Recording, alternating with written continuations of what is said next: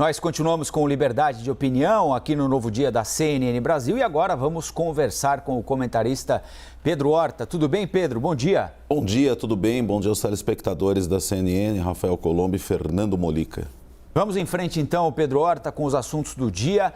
Um dia depois de o Ministério da Saúde anunciar como vai ser, quando vai começar a vacinação para a criançada de 5 a 11 anos, o presidente Bolsonaro disse ontem desconhecer criança que tenha morrido por Covid-19 e sugeriu que há interesse da Anvisa na aprovação da vacina infantil. Bolsonaro ainda afirmou que não vai vacinar a filha dele, Laura, que tem 11 anos. Declarações dadas pelo presidente à TV Nova Nordeste durante entrevista. O Ministério da Saúde contabiliza 311 mortes de crianças entre 5 e 11 anos vítimas de coronavírus desde o começo da pandemia.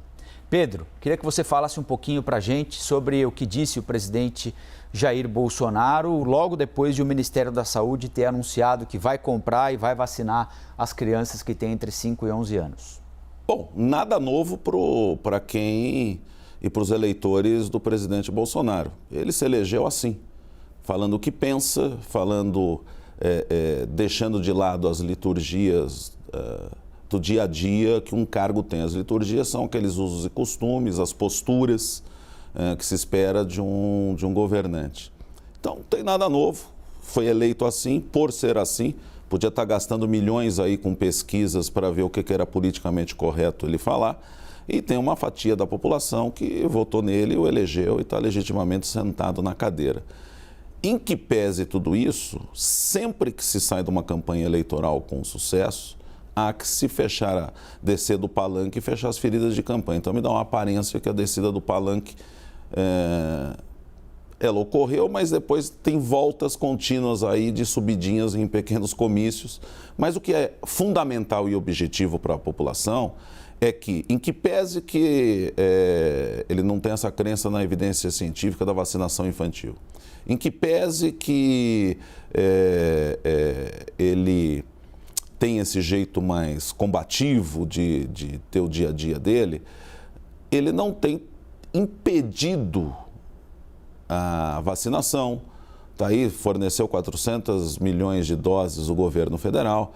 Ele não tem impedido e ingerido, até porque não dá, né? Senão é crime de responsabilidade.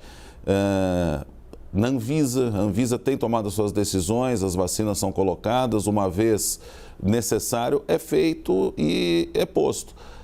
Na minha opinião, há situações, inclusive agrorosas como essa da vacinação infantil, mortes, uma que se exista, já é grave. A gente tem que ser solidário, humano, construir uma ponte de diálogo. Está no momento o país aí de construir uma ponte de diálogo, uma ponte de generosidade, de conforto, solidariedade, principalmente do comandante-chefe da nação. Eu acho que lá atrás nós tínhamos, quando iniciou a pandemia e estava se desenvolvendo as vacinas, foi nítido que se falou e se propagou pelo mundo aí, talvez, não sei, para dar um sentimento e uma sensação de tranquilidade, de que as crianças não eram atingidas, era quase impossível a criança pegar. Depois veio a vacinação dos adultos e agora a posterior das crianças. Se a ciência, como a vida e a vida em sociedade, ela é mutante. Não adianta você firmar num conceito e não querer fazer as alterações no curso da vida. O presidente, lógico, responsável pelas suas falas e seus atos, vai passar por aquele vestibular e aquele concurso que a cada 4 anos quem é detentor de mandato passa. Vamos ver se passa nesse vestibular aí. A população é que julga. Num Estado democrático de direito, graças a Deus. O ex-ministro da Fazenda, Guido Mantega, fez coro às críticas do PT à reforma trabalhista. Nesta semana, o ex-presidente Lula e a presidente do PT, Gleisi Hoffmann, falaram em revogação da reforma. Em artigo à Folha de São Paulo, Mantega foi além. Atacou o teto de gastos, que o ex-ministro afirma produziu distorções na gestão do orçamento. Guido Mantega foi ministro da Fazenda nos governos Lula e Dilma Rousseff. Governo Dilma Rousseff, que acabou por um impeachment, por infringir a lei de responsabilidade fiscal. Pedro, qual é a sua avaliação sobre o fato de o ex-ministro que participou de um governo que caiu acusado de pedaladas fiscais fazer crítica ao teto de gastos? Veja, feliz por um minuto porque a guerra política está começando, a campanha eleitoral está começando e o nível da discussão está subindo. Isso é importante, trazendo a população, a saúde pública foi um tema imposto e agora a economia, lógico, numa recuperação de pandemia também um tema necessário. Então a régua da eleição está melhorando com essa discussão. Mas, veja, o presidente Temer ele recebeu o governo com uma taxa de juros de 14,25, dado pelo antigo ministro da Fazenda, e deixou o governo, entregou o presidente Bolsonaro com 6,50. Inflação de 9,32, entregou com 2,76. Os Correios, com a confecção da lei das estatais, que trouxe mecanismos de peso e contrapeso de gestão, não deixando a discricionariedade para o gestor, para não acontecer o que aconteceu com a Petrobras, deu um lucro nos Correios, só para exemplificar uma estatal, 667 milhões. O controle de gastos, do limite de gastos que a PEC 55 do governo Temer trouxe, educação na base nacional comum curricular, isso foi um ganho, um tento muito importante para a população. A reforma da Previdência deixou encaminhada, que praticamente é a mesma que foi aprovada no governo Bolsonaro, e a reforma trabalhista. Veja, CLT 70 anos, ninguém tinha coragem de tentar fazer uma reformulação para que se abrisse postos de aumento de trabalho e geração de renda, emprego. Aquele círculo virtuoso que a economia ela ganha com uma reforma trabalhista, reforma previdenciária, taxa de juros, está aí, teve um sucesso. Pega um governo após um impeachment por pedaladas fiscais. Veja, a Constituição ela traz o teto de gastos no artigo 67 e concordo com o Molica, dá um jeito aqui, dá um jeito ali, você acomoda. Falta de sustentação política da presidente Dilma, também não acredito muito, não. Realmente teve, foi prepotência em várias áreas. Você veja, a Secretaria Nacional das Estatais, à época, você tinha um descontrole danado. Olha o que se fizeram na Petrobras, olha o que se fizeram em outras estatais aí do país. Então, eu acho que fico feliz até de melhorar o nível da disputa eleitoral, dos planos e gestões aí de governo, mas tem que se asseverar. Papel aceita tudo. Se você pegar aí uma das pressupostos para alguém ser candidato a um cargo majoritário, é que você assente na página do TSE um plano de governo. Se você pegar todos esses planos de governo e fazer uma condensação, você passa vergonha alheia até pelo candidato que você não votou. O que vale é a objetivação e diariamente você está ouvindo o clamor das ruas e governando e trazendo soluções que cheguem lá embaixo na ponta da população, que é aquela que paga os impostos, aquela que trabalha, aquela que gera renda e necessário é para isso que as pessoas são votadas e eleitas. Como é que você avalia, Pedro, essa discussão lançada pelo PT nos últimos dias de revogar a reforma trabalhista, caso o partido volte ao poder? Na verdade, eles estão seguindo o modelo espanhol. A Espanha, em 2012, fez uma reforma trabalhista bem interessante, buscando trazer novos postos de trabalho, passando aquela crise europeia. Em 2017, o Brasil se espelhou muito isso com a entrada do presidente Temer, porque realmente o país vinha de uma recessão muito forte, um quadro político muito ruim, então tinha que se fazer, e aproveitando-se aquele momento, para uma geração de novas oportunidades.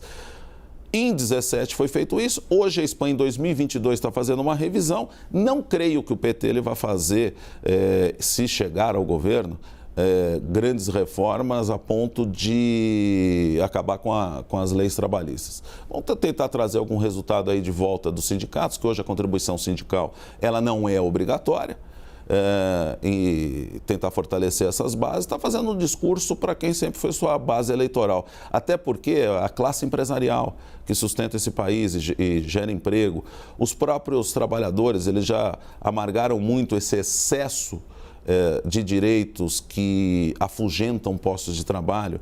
Então, hoje, ninguém mais é levado como massa de manobra, né?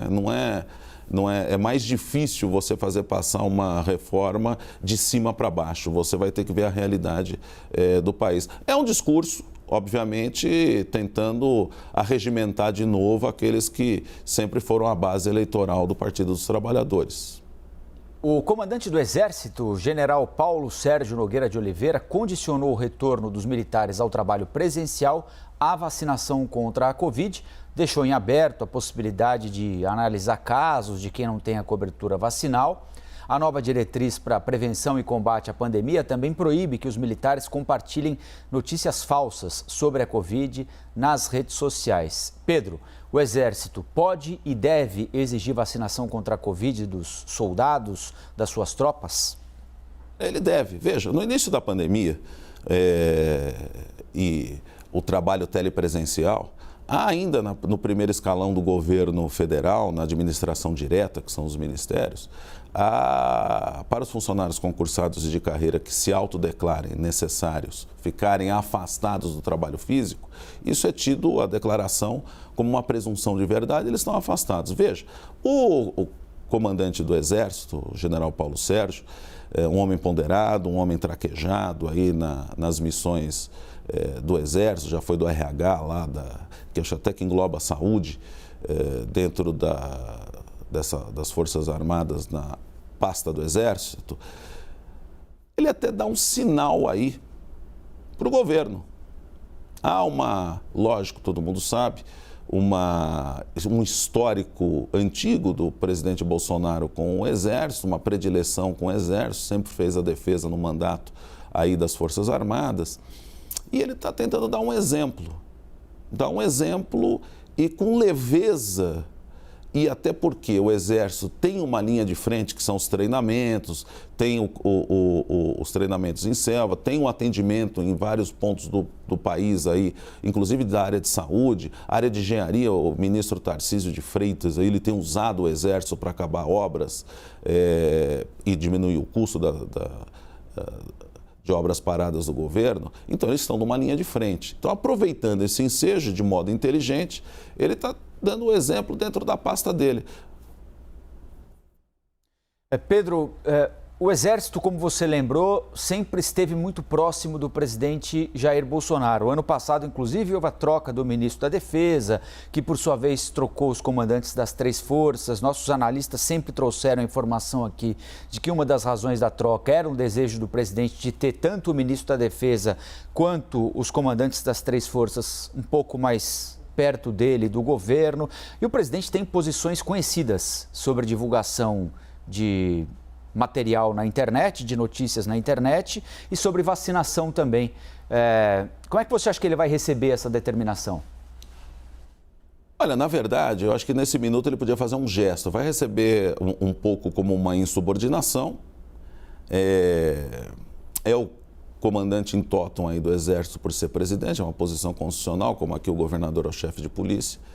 Mas eu acredito ainda no bom senso e peço esse bom senso nesse minuto difícil. De repente, um gesto para a nação. E o presidente já demonstrou que ele não tem problema nenhum em errar, voltar para trás e mudar a palavra. Seria, para esse momento, um acalento e, sobretudo, um gesto de generosidade para a gente caminhar à frente num período de tantas incertezas, e período que gera não só dúvidas como dívidas. Então, a gente tem que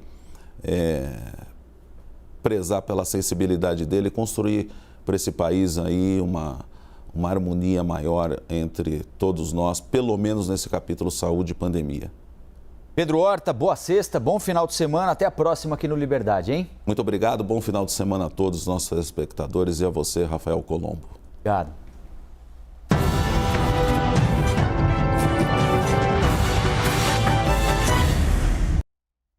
As opiniões emitidas pelos comentaristas do quadro não refletem necessariamente a posição da CNN.